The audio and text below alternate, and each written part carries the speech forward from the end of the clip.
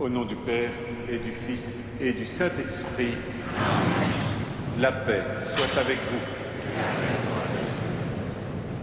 Rassemblés autour de l'Eucharistie, je salue particulièrement les auditeurs de Radio Notre-Dame et les téléspectateurs de KTO qui se joignent à nous pour cette prière, cette célébration. Le Seigneur nous invite à accueillir sa présence dans l'humilité, avec un cœur de pauvre, un cœur qui se laisse sauver par la grâce et la miséricorde de Dieu notre Père. Un cœur qui, sachant se reconnaître pécheur, sait se reconnaître aimé, qui, se sachant aimé, se laisse pardonner et sauver par notre Dieu et Père. Au début de cette Eucharistie, reconnaissons que nous sommes pécheurs. Je confesse à Dieu Tout-Puissant. Je reconnais devant mes frères que j'ai péché en pensée, en parole, par action et par omission. Oui, j'ai vraiment péché. C'est pourquoi je supplie la Vierge Marie, les anges et tous les saints, et vous aussi, mes frères, de prier pour moi, le Seigneur notre Dieu. Que Dieu Tout-Puissant nous fasse miséricorde, qu'il nous pardonne nos péchés et nous conduise à la vie éternelle. Amen.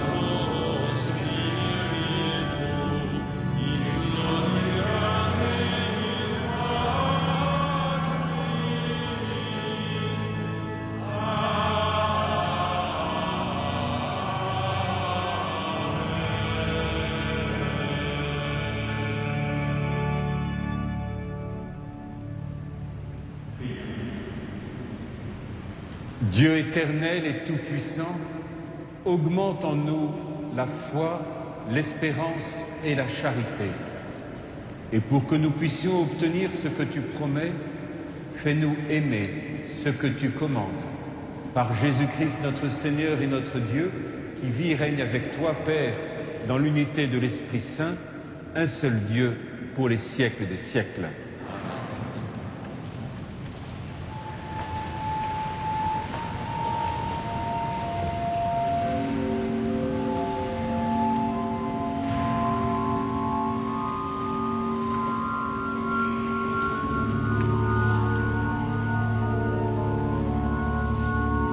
Merci.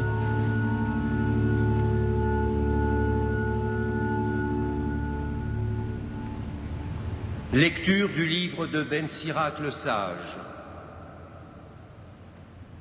Le Seigneur est un juge qui ne fait pas de différence entre les hommes.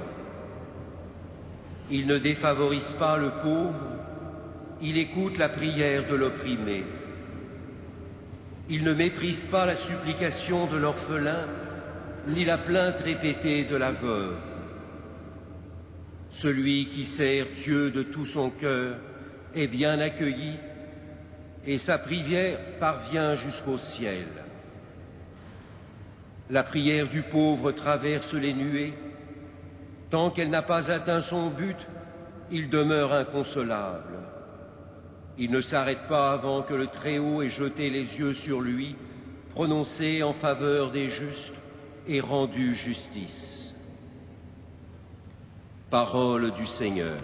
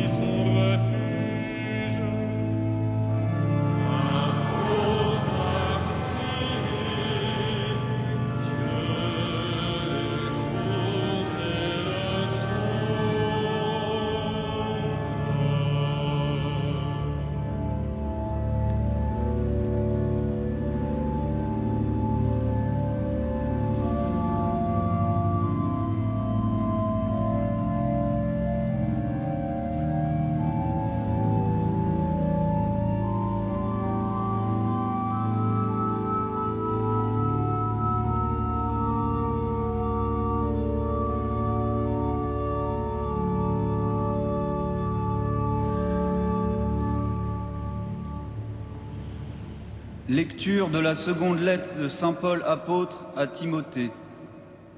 Me voici déjà offert en sacrifice. Le moment de mon départ est venu. Je me suis bien battu.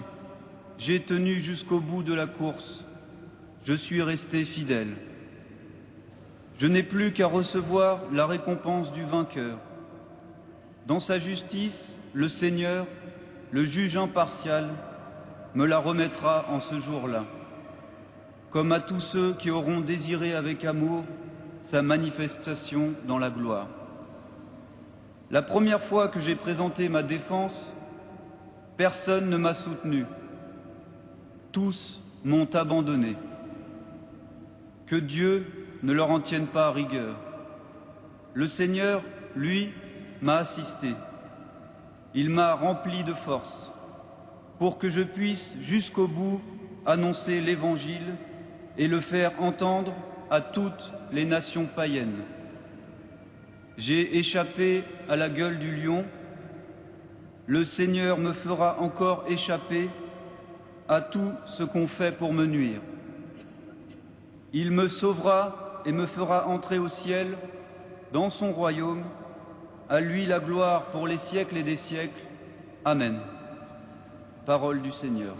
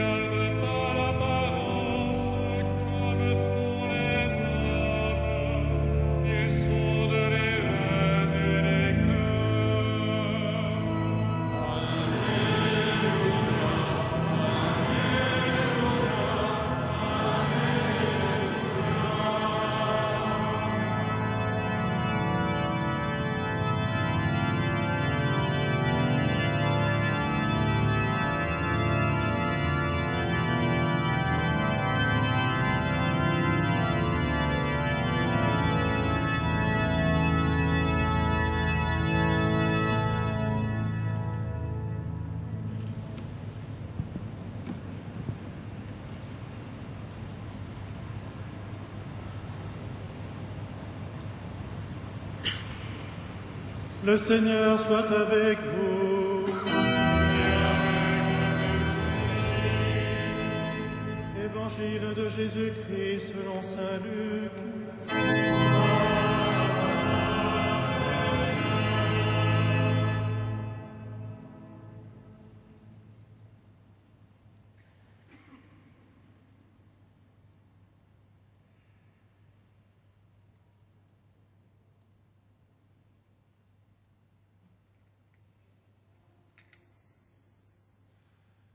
Jésus dit une parabole pour certains hommes qui étaient convaincus d'être justes et qui méprisaient tous les autres.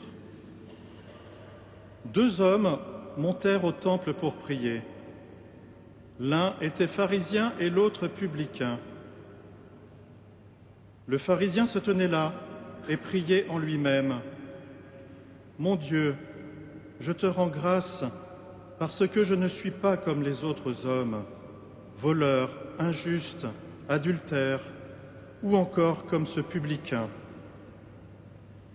Je jeûne 2 fois par semaine et je verse le 10e de tout ce que je gagne. »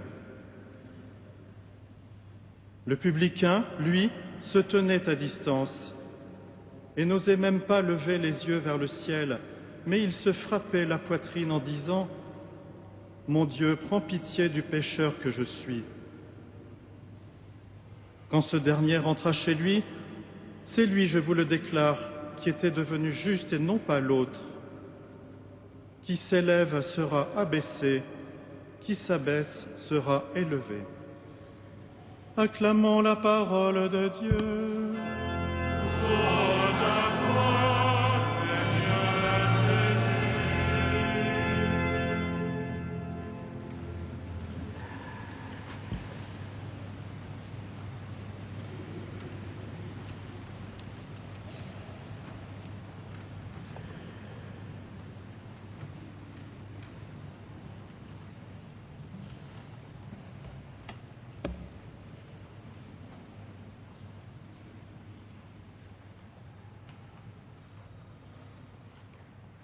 Le Seigneur nous met aujourd'hui devant le discernement de la relation que nous avons de lui vis-à-vis dans notre prière. Et pour cela, il nous invite au discernement. Il ne suffit pas de prier pour que notre prière soit une prière chrétienne, pour qu'elle soit la prière du Christ, et exercer un discernement sur le contenu de la relation que nous avons avec le Père est certainement le meilleur moyen pour approfondir notre relation au Père, approfondir notre relation comme étant une relation profonde d'amour, de vérité. Le Seigneur nous met devant deux relations. Celle de ce pharisien, qui ne représente pas l'ensemble des pharisiens ou de ce que c'est que le pharisaïsme, mais qui représente une personne pharisienne qui priait ainsi, en étant finalement,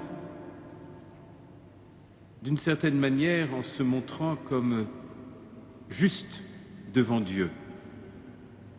Ce qu'elle dit est sûrement vrai.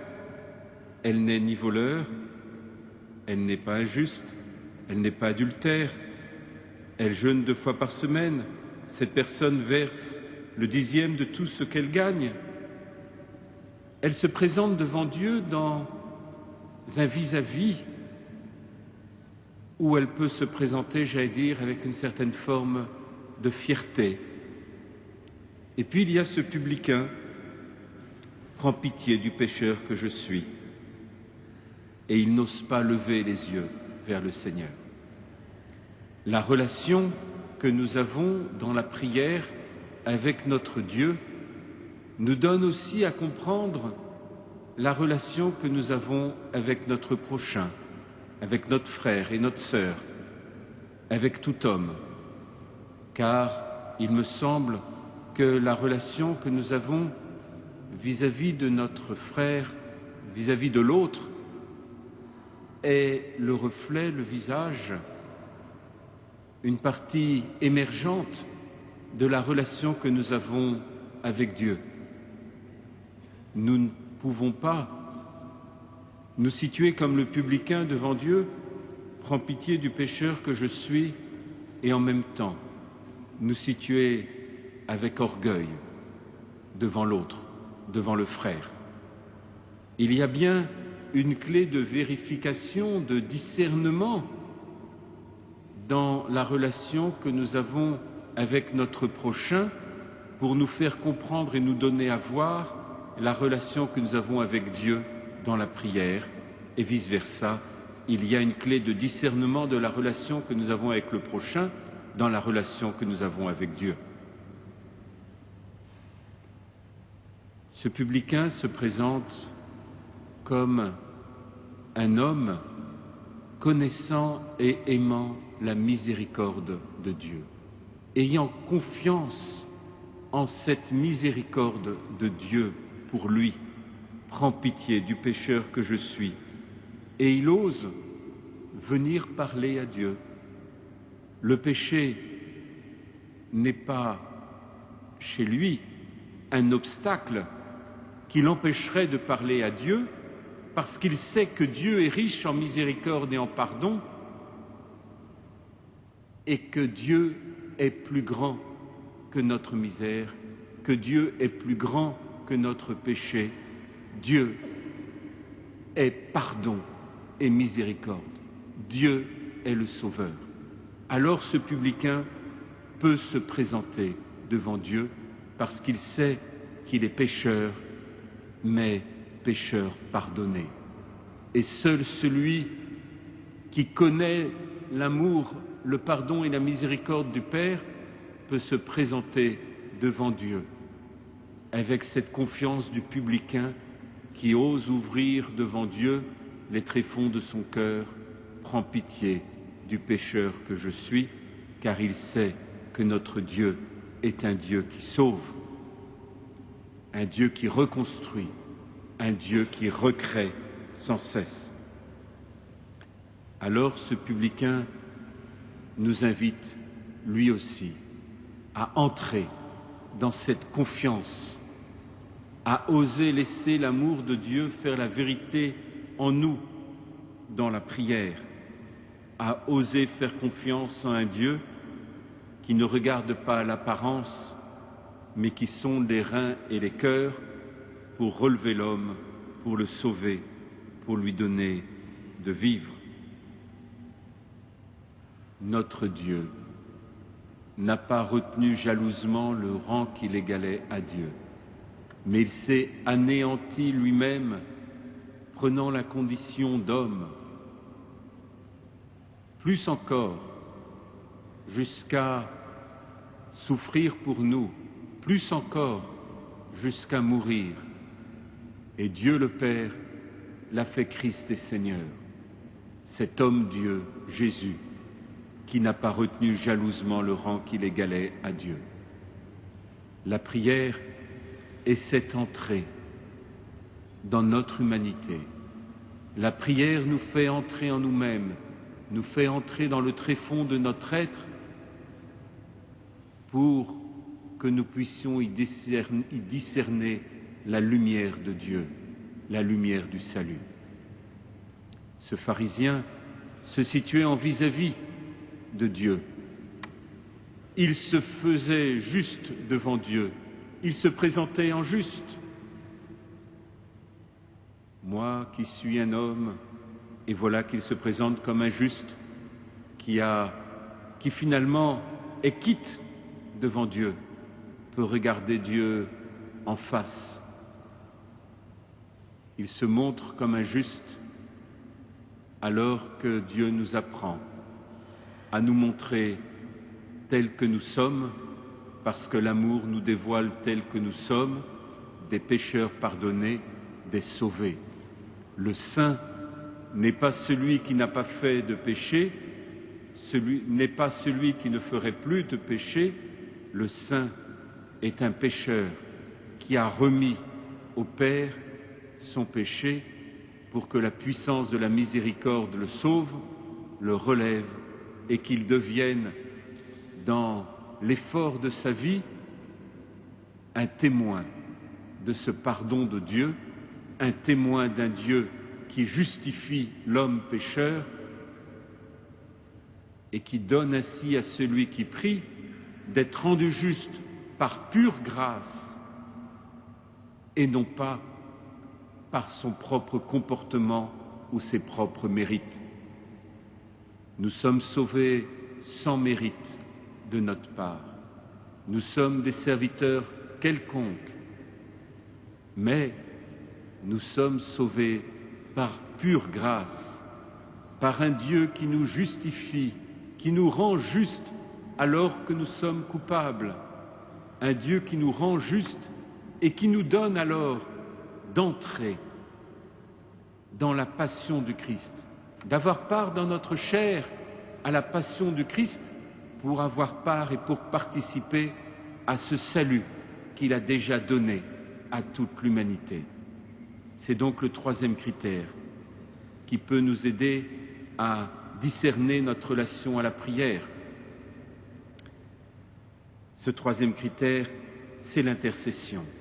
C'est la manière dont notre prière et dont notre vie, justifiée par le Christ, intercède pour le monde, intercède pour nos frères et sœurs, intercède pour l'humanité. Un des critère, si je peux parler comme ça, de vérification, de discernement sur la vie de prière, sur le contenu de notre prière, est sûrement la place de l'intercession. Le cardinal Newman disait que notre prière chrétienne se vérifiait à la place de l'intercession qu'il y avait en elle, car il s'agit bien d'un spécifique de la prière chrétienne, intercéder en celui qui est l'intercesseur par excellence, le Christ. L'intercession du Christ pour le salut du monde, c'est la croix du Christ.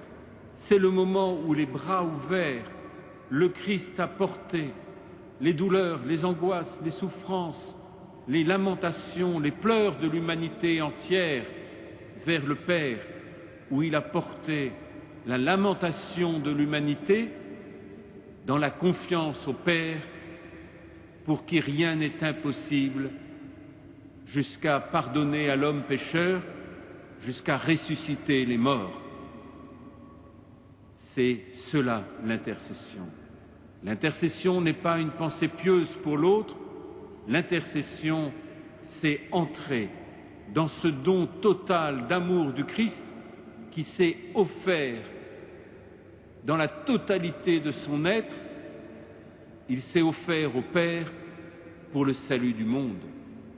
Et par la grâce de ce Dieu qui nous justifie, il nous est donné de pouvoir entrer dans cette victoire en entrant dans l'intercession du Christ pour le monde. La prière est donc cette prière de pauvres amoureux de Dieu le Père, parce que Dieu le Père est amoureux de l'homme. C'est la prière d'un pauvre que la prière d'un chrétien. C'est la prière d'un homme qui se dévoile et qui se reconnaît pécheur devant l'amour infini dont il est aimé et qui lui révèle son péché, mais qui, en se découvrant pécheur, se découvre pécheur pardonné, sans mérite, simplement par pure grâce d'un Dieu qui justifie l'homme coupable pour rendre à l'homme sa dignité, le souffle de sa respiration d'enfant de Dieu, et qu'il puisse ainsi être enfanté à la lumière de celui qui est la lumière des nations. Cette prière, alors, rendue juste par celui qui est le juste et le Sauveur, le Christ, nous donne d'intercéder pour le monde et de porter le monde dans ses douleurs en annonçant à ce monde la bonne nouvelle du salut. Aujourd'hui se clôture la semaine mondiale de prière pour les missions et pour les missionnaires. Nous savons combien d'hommes, de femmes, de prêtres, de laïcs, de diacres ont donné leur vie pour annoncer la bonne nouvelle du salut, pour participer à cette annonce qui est celle que le Christ a faite sur la croix pour le salut du monde et la gloire du Père. Cette annonce étonnante où tant d'hommes, de femmes donnent leur vie pour annoncer à l'homme que la mort est vaincue et que la vie règne jusqu'à la résurrection, jusqu'à la vie éternelle, jusqu'à la vie en Dieu, pour annoncer aux hommes de notre temps la beauté du pardon, lumière de libération pour l'homme, pour annoncer aux hommes que la vie sur terre est l'enfantement à la vie d'enfants de Dieu. Oui, tant d'hommes, de femmes de par le monde donnent leur vie pour cette annonce de la bonne nouvelle, car le Christ est la bonne nouvelle pour l'homme d'hier, d'aujourd'hui et de demain.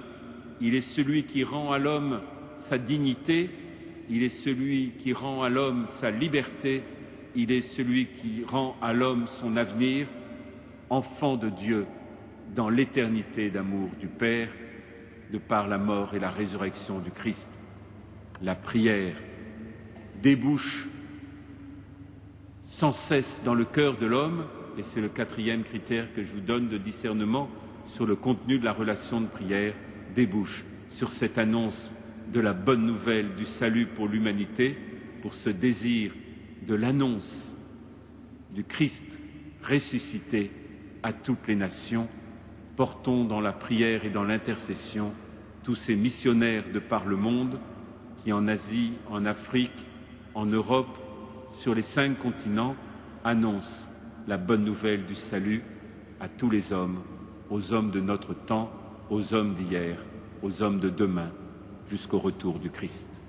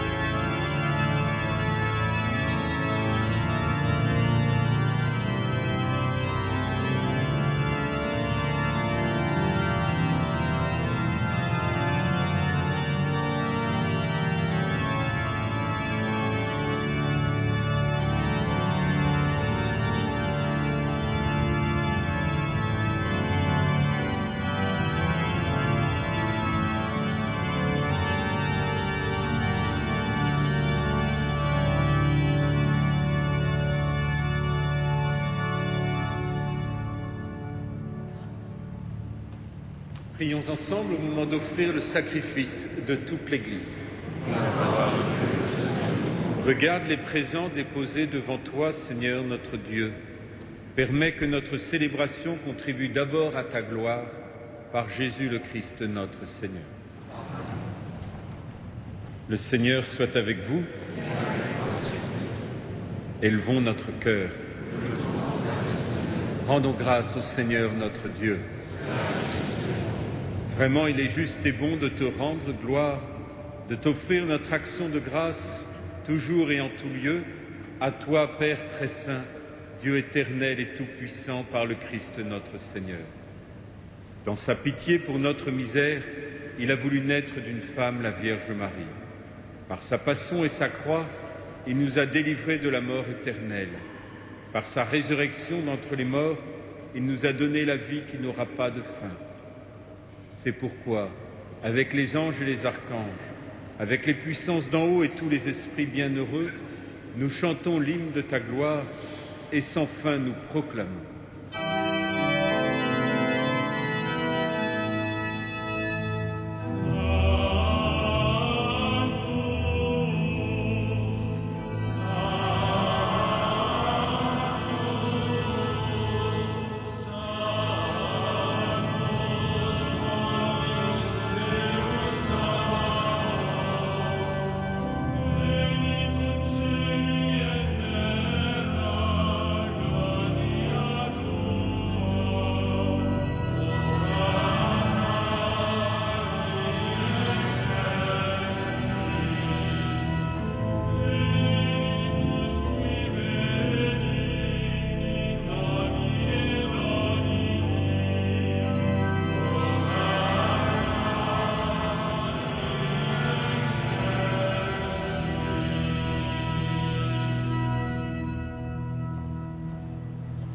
Tu es vraiment saint, Dieu de l'univers.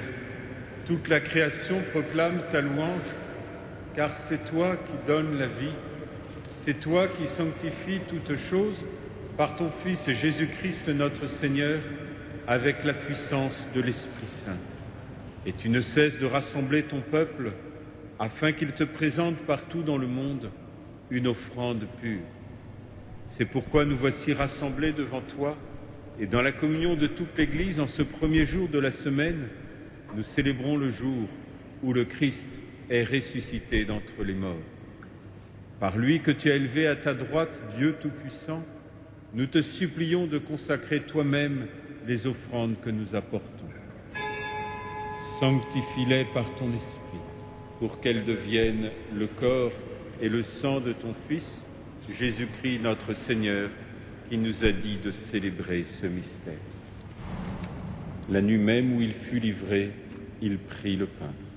En te rendant grâce, il le bénit, il le rompit et le donna à ses disciples en disant « Prenez et mangez-en tous, ceci est mon corps livré pour vous. »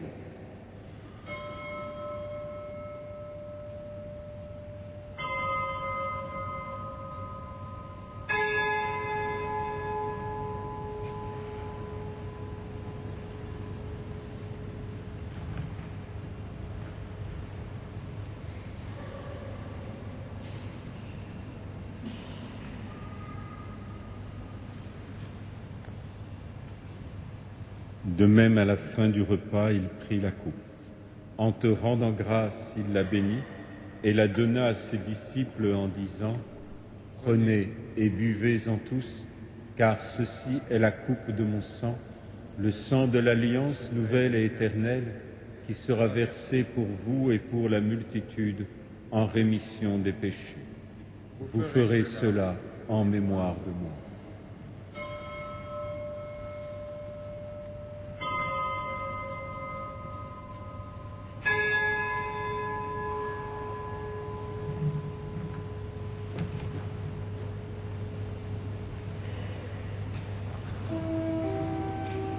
Il est grand le mystère de la foi.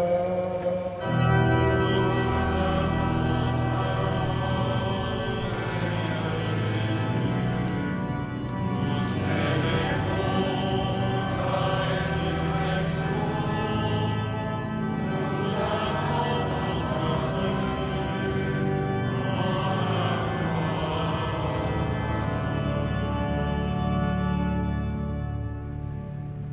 en mémoire de ton Fils, de sa passion qui nous sauve, de sa glorieuse résurrection et de son ascension dans le ciel, alors que nous attendons son dernier avènement, nous présentons cette offrande vivante et sainte pour te rendre grâce. Regarde, Seigneur, le sacrifice de ton Église et daigne y reconnaître celui de ton Fils qui nous a rétablis dans ton alliance. Quand nous serons nourris de son corps et de son sang et remplis de l'Esprit Saint, accorde-nous d'être un seul corps et un seul esprit dans le Christ. Que l'Esprit Saint fasse de nous une éternelle offrande à ta gloire, pour que nous obtenions un jour auprès de la Vierge Marie, la bienheureuse Mère de Dieu, avec les apôtres, les martyrs, Saint Denis et tous les saints, qui ne cessent d'intercéder pour nous.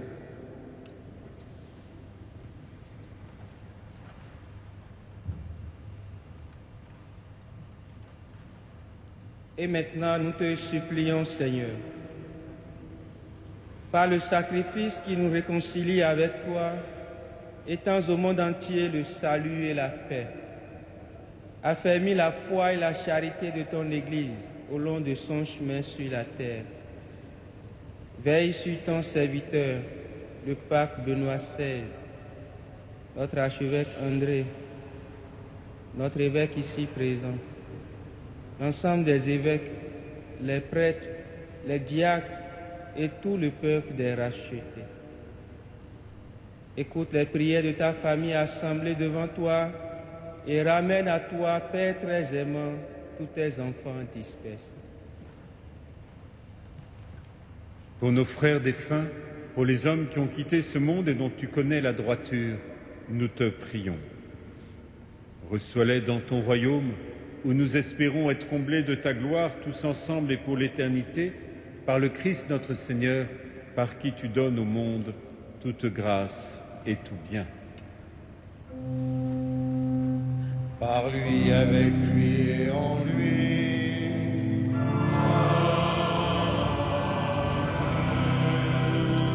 À toi, Dieu le Père Tout-Puissant, dans l'unité du Saint-Esprit.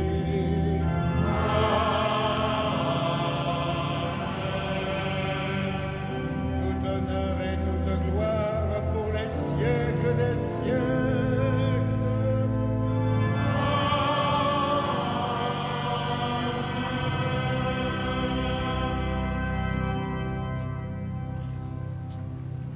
Unis dans le même esprit, c'est avec une grande confiance que nous osons dire « Notre Père, qui es aux cieux, que ton nom soit sanctifié, que ton règne vienne, que ta volonté soit faite sur la terre comme au ciel.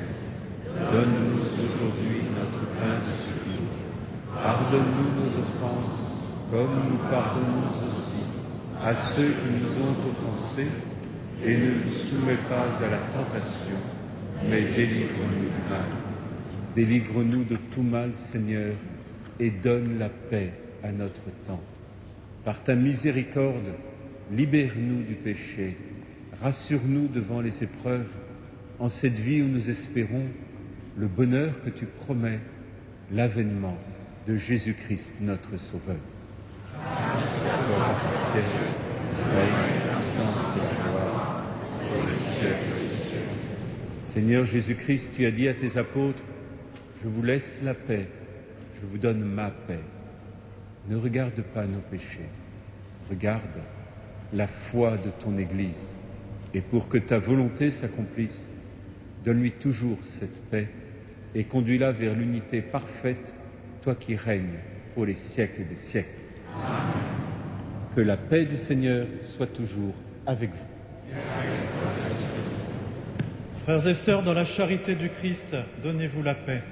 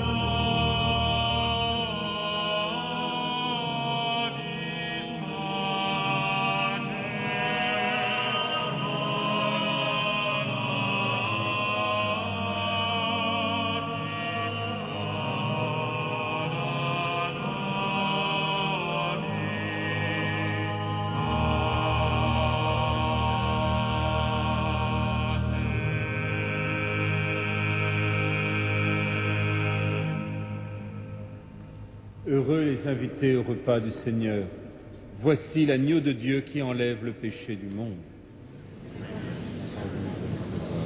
Mais dis seulement une parole et je serai guéri. Que le corps et le sang du Christ nous gardent pour la vie éternelle.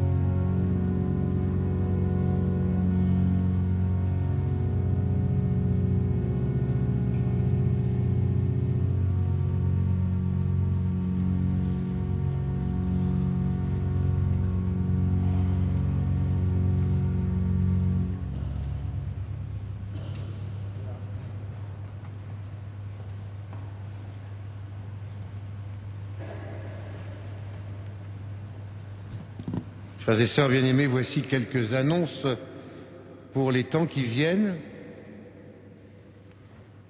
Tout d'abord, dans la semaine, jeudi prochain, 28 octobre, adoration du Saint-Sacrement à 19 h. Le week-end prochain, le 30 et le 31 octobre, les messes ont lieu aux heures habituelles comme les offices et l'audition d'orgue. Mais sachez que la messe du dimanche soir 31, notre archevêque, le cardinal 23, célébrera la messe à 18h30 et ce sera la messe anticipée de la solennité de tous les saints, donc le 31. Le lundi 1er novembre, solennité donc de tous les saints, les messes et les offices et l'audition d'orgue ont lieu exactement aux mêmes horaires qu'un dimanche. Le 2 novembre, mardi 2 novembre, commémoration de tous les fidèles défunts. Nous aurons ici donc la messe célébrée à 8 h, 9 h, midi et 18h30, précédée des vêpres à 17h45. J'insiste sur la messe de midi que je présiderai avec l'ensemble des chapelains à l'intention de l'ensemble des membres du personnel qui font un temps de récollection. Et dans l'après-midi du 2 novembre, notre archevêque nous invite à un temps de prière dans le cimetière du Montparnasse, à la chapelle des 12 apôtres, pour nous recueillir pour les prêtres qui sont décédés cette année. Ce temps aura lieu donc à 15h30 le 2 novembre et c'est Monseigneur de Dinchin, évêque auxiliaire de Paris, qui présidera ce temps de prière. Je m'y rendrai avec un certain nombre de la cathédrale parce que nous avons perdu plusieurs prêtres, plusieurs chanoines cette année, à commencer par Monseigneur Paul Guiberto. D'autre part, vous pourrez confier au Seigneur quelques intentions de prière. Je vous en recommande deux. L'une pour les évêques de France, dont Monseigneur Beau d'ailleurs, qui vont se réunir pour leur assemblée plénière du 4 au 9 novembre à Lourdes. Et une autre intention pour le Saint-Père, le pape Benoît XVI, qui accomplit un voyage apostolique en Espagne les 6 et 7 novembre. Vous pourrez aussi vous inscrire pour le concert à Notre-Dame, concert de musique romantique allemande, donc le mardi 9 novembre. Vous pourrez trouver des billets à l'accueil. Enfin, pour la dernière semaine, après 3 semaines consécutives, j'espère que je ne vous ai pas lassé, mais vous avez reçu cette enveloppe donner et recevoir. C'est ce qu'on appelle le denier de l'Église. Vous savez bien que l'Église qui est à Paris, comme dans tous les diocèses de France, ne peut vivre que si vous faites cette opération de donner, puisque vous recevez ici à Notre-Dame, bien sûr, et donc de donner au denier de l'Église. C'est un devoir du chrétien, même de tous ceux qui le veulent, des gens de bonne volonté. Simplement, je vous indiquerai qu'en période de chauffage, c'est à peu près 850 € par jour qu'il faut pour la cathédrale. Et que nous avons un grand chantier qui nous est demandé depuis longtemps, puisque l'installation devient obsolète, c'est de refaire l'ensemble de l'éclairage du premier niveau, premier étage et tout le chœur. Vous pensez que c'est très très cher. Donc merci à vous de financer ce denier de l'Église. On n'en parle plus jusqu'à la prochaine fois. Merci et nous nous levons pour terminer notre prière.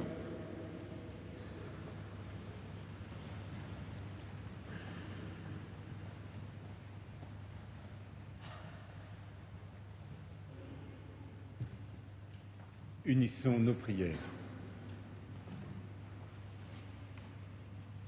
Que tes sacrements, Seigneur, achèvent de produire en nous ce qu'ils signifient, afin que nous entrions un jour en pleine possession des mystères que nous célébrons dans ces rites par le Christ notre Seigneur.